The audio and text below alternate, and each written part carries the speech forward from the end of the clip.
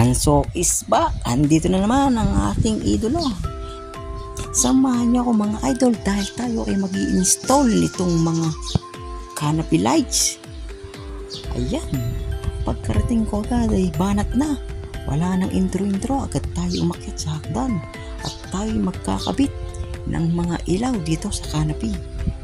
Ayan, atin ang papaspasan para naman mabilis ang ating pagkakabit. At ito naman mga idol ay simple lang gawain. Pag ganitong senaryo mga idol, ibig sabihin yan ay alam na, patapos na kasi nag-i-install na tayo ng lighting. Lahat ng canopy lights ay atin ang lalagyan habang wala pang na-install na mga bintana.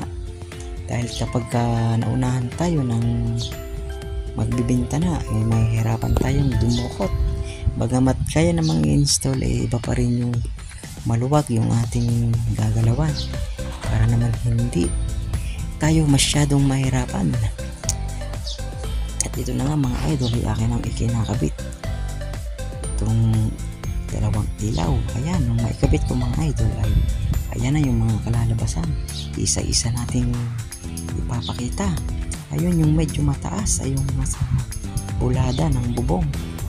At iyan ay napakahirap ikabit kapag naalis na yung mga tuntungan.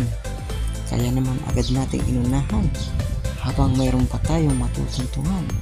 Atin silipin itong sa kabilang side. Ayan, meron na.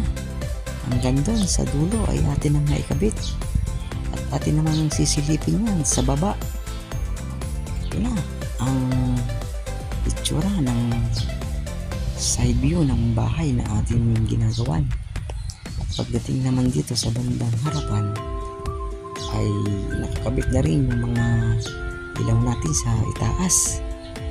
Naiwan ko na lang dyan mga idol ay yung canopy sa baba.